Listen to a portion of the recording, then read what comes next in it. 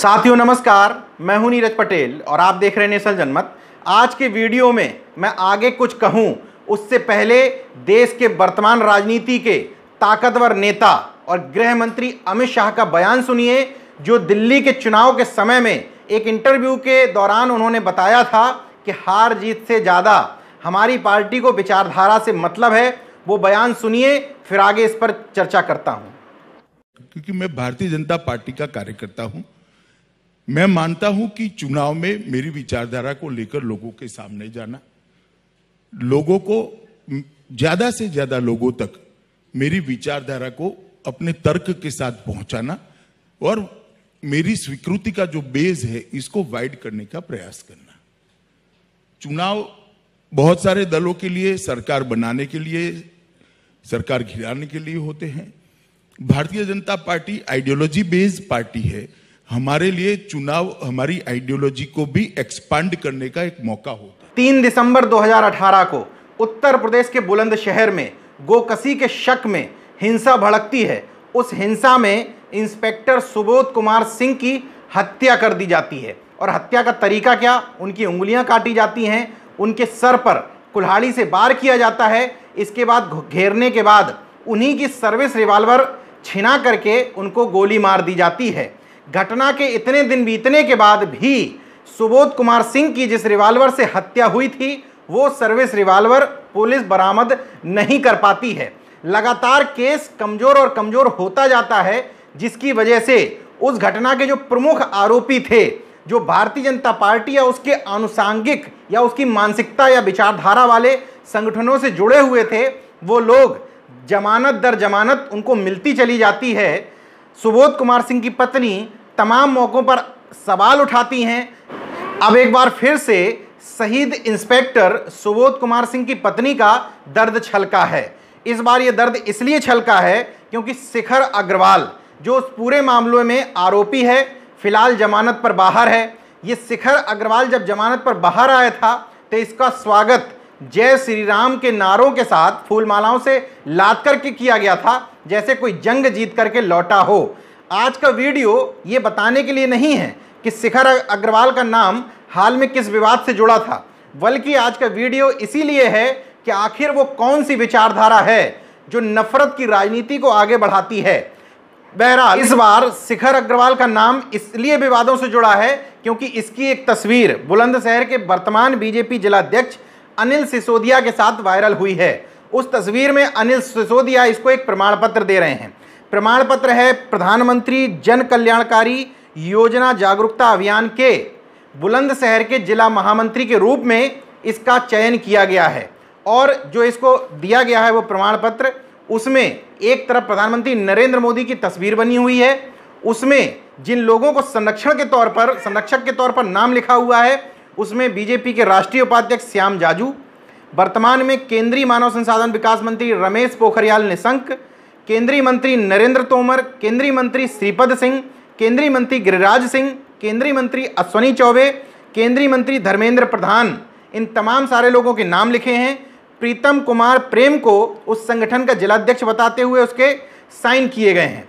सवाल इसलिए उठे थे कि आखिर इस तरह की घटना का आरोपी, जिसने एक इंस्पेक्टर को शहीद कर दिया था, उसके आरोपी को प्रधानमंत्री नरेंद्र मोदी का नाम इस्तेमाल करने की और भारतीय जनता पार्टी के इन तमाम सारे लोगों का नाम इस्तेमाल करने की छूट दी जा रही है।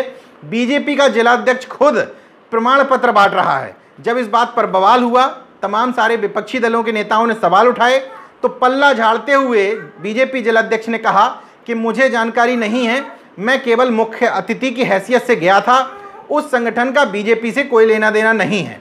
तो मेरा सवाल यह है कि अगर उस संगठन का बीजेपी से कोई लेना देना नहीं है तो बीजेपी जिलाध्यक्ष को एफआईआर दर्ज करवानी चाहिए उस संगठन के खिलाफ कि आखिर बीजेपी के इतने सारे वरिष्ठ नेताओं के नाम संरक्षक में कैसे वो संगठन डाल सकता है बिना इन लोगों की अनुमति के।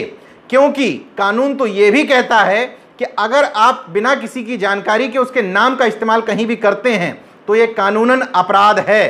तो अगर वास्तव में अपराध हुआ है और बीजेपी का इस संगठन से कोई लेना देना नहीं है तो इस संगठन के ऊपर एफआईआर दर्ज कराई जानी चाहिए, ताकि पल्ला कितना भी झाड़ें सभी को पता है कि इस तरह की नफरत की राजनीति को प्रश्रय मिलता कहां से है। शिखर अग्रवाल के बारे में ये भी सब जानते हैं कि वो बीजेपी युवा मोर्चा की स्थानीय इकाई का अध्यक्ष भी रहा है। शिखर अग्रवाल अकेले नहीं, बजरंग दल का संयोजक योगेश राज इस पूरी घटना का मास्टरमाइंड बताया गया था। हालांकि जब शिखर अग्रवाल के जेल से बाहर निकलने का जिस तरीके से महिमा मंडन हुआ, उस पर सवाल उठे थे, तो योगेश राज को जब जमानत पर जेल से बाहर निकाला गया तो उसको चुपचाप निकाल दिया गया।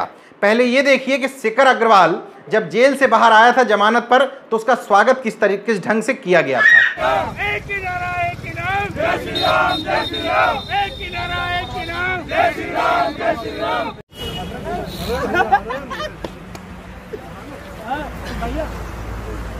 भारत माता की जय, भारत माता की जय, जय श्री राम, जय श्री राम, जय। उस समय भी शहीद इंस्पेक्टर सुबोध कुमार सिंह की पत्नी और बेटे ने इस घटना पर दुख व्यक्त किया था। माननीय मुख्यमंत्री जी योगी जी से ये निवेदन करता हूँ कि 6 महीने तक ये जो जेल में रहे थे अपराधी, ये अब जेल से बाहर हैं और मुझे यही लगता है कि इन अपराधियों को जेल से बाहर नहीं रहना चाहिए। ऐसे अराजक तत्वों को जेल के भीतर ही रहना चाहिए। जो लोग एक बार अपराध कर सकते हैं वो दोबारा भी अपराध कर सकते हैं। या अगर ये योगेश राज और ये शिखर अग्रवाल अगर इस दंगे को इतना प्रमुखता नहीं देते तो शायद आज मेरे घर का प्रमुख मेरे साथ होता। मुझे बहुत ज़्यादा नाराजगी है और इसमें कोई नहीं सुनवाई कर रहा कुछ भी। मुझे तो ऐसा लगता है एक दिन मुझे ही मार डालें ये लोग, अच्छा रहेगा। ना कोई कहने वाला होगा ना कोई सुनने वाला होगा, मुझे भी मार दीजिए आज। अब एक बार फिर प्रधानमंत्री नरेंद्र मोदी की योजनाओं और नीतियों का प्रचार प्रसार करने वाले संगठन के महामंत्री बने तो उनका जो दर्द छलका है वो भी सुन लीजिए। उन लोगों से सवाल है जो इन अपराधियों को इतना बढ़ावा देकर क्या दूसरा विकास तो भी पैदा करने की कोशिश कर रहे हैं, या इनको हकीकत में पता ही नहीं होता है कि इनके जो है जिला स्तर पर कार्यकारिणी में क्या हो रहा है। आज जब मैंने ये सब देखा तो अब क्या कहें कि मन में एक ही चीज समझ में आती है कि इस तरीके के कारनामे हमारे गवर्नमेंट के लोग जो है अपराध को बढ़ावा देना, और मतलब कहावत हो गई ना कि 100 खून माफिया, आप बीजेपी की टिकट ले लीजिए। अब इस वीडियो की शुरुआत में मैंने गृह मंत्री अमित शाह का जो बयान सुनाया था उस बयान को यहां से लिंक करिए। उन्होंने विचारधारा की बात कही थी कि जीत हार से ज्यादा हमारे लिए विचारधारा जरूरी है।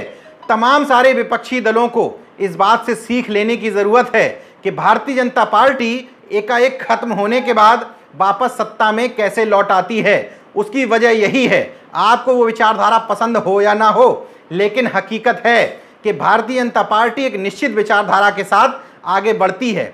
तमाम सारे लोग उस विचारधारा को नफरत की विचारधारा, सांप्रदायिक विचारधारा, सवर्णों को आगे बढ़ाने की विचारधारा कहते हैं, लेकिन एजेंडा स्पष्ट है। केंद्र में या भारतीय जनता पार्टी किसी भी राज्य में सत्ता पे काबिज होती है, वो उसी एजेंडे पर आगे बढ़ती है। अब सवाल ये उठ सकता है कि वो विचारधारा क्या है। वो वही विचारधारा है जिस विचारधारा के तहत एक इंस्पेक्टर को मार दिया जाता है सिर्फ इसलिए कि वहां गोकसी के आरोप लगे हुए थे। आप लोग शिखर अग्रवाल या उन जैसे किसी भी बजरंग दल के नेता पर, युवा मोर्चा के किसी नेता पर आरोप लगा लीजिए, लेकिन इन सारी घटनाओं से भारतीय जनता पार्टी को फायदा ही होता है। इसलिए क्योंकि उसकी विचारधारा और उसके मुद्दे स्पष्ट हैं। उसको धर्म के आधार पर, गाय गंगा गोवर गोमूत्र के आधार पर सवर्णों को बढ़ाने के नाम पर एक दो जातियों को लाभ पहुंचाना है, और वो अपने एजेंडे पर बड़ी खामोशी से क्या हल्ला मचा करके आगे बढ़ती चली जाती है।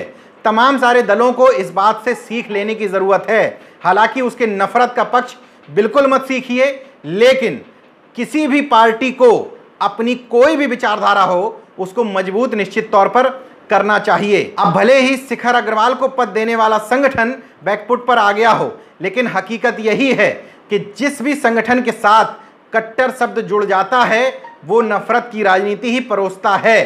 कट्टर हिंदुत्व की बात करने वाले तमाम सारे संगठन भी नफरत की राजनीति ही परोसते हैं। लगातार इंस्पेक्टर सुबोध कुमार सिंह की पत्नी और बच्चे इस बात के लिए कहते रहे हैं कि लचर जांच होने की वजह से जमानत पर तमाम सारे आरोपी छूटते जा रहे हैं, लेकिन चूंकि ये तमाम सारे आरोपी मौजूदा सरकार की विचारधारा से मेल खाते हैं, शायद यही वजह है कि इतने साल बीतने के बाद भी जिस सरकारी रिवाल्वर से इंस्पेक्टर की हत्या की गई थी उसको भी बरामद नहीं कर पाई है।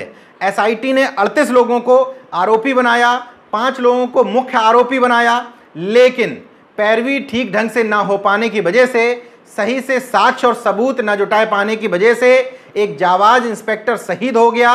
और आज स्थिति ये है कि उसके आरोपियों को कब तक सजा मिलेगी ये उसका परिवार नहीं समझ पा रहा है। इस पूरी घटना के दौरान एक लड़का और मारा गया था, सुमित नाम का। उसके परिवार के लोगों ने उसकी मूर्ति लगा दी है। उसको शहीद का दर्जा देने के लिए मुख्यमंत्री से मांग भी की गई। जब मांग नहीं मानी गई तो अपनी तरफ से तमाम लोगों ने पैसा इकट्ठा करके उसको गौरक्षक शहीद बताते हुए उसकी एक प्रतिमा भी लगवा दी। ये है इस तरह की मानसिकता रखने वालों की सोच। इसलिए नेशनल जनमत आप लोगों से अपील करता है कि अगर आपको नफरत की विचारधारा की काट करनी है तो उसके पैरेलल आपको मानववादी विचारधारा लोगों के बीच में लानी पड़ेगी। बिना विचारधारा के लाए हुए इनकी नफरत की विचारधारा की काट संभव नहीं है। देखते रहिए नेशनल जनमत, जागरूक और सजग बने रहिए। जय विज्ञान, जय संविधान, जय लोकतंत्र। धन्यवाद। तो अगर आपने मेरा YouTube चैनल सब्सक्राइब नहीं किया तो प्लीज़ सब्सक्राइब कर लें और उस बेल आइकन पर जरूर क्लिक करें, जिससे जो मेरे न्यू वीडियो है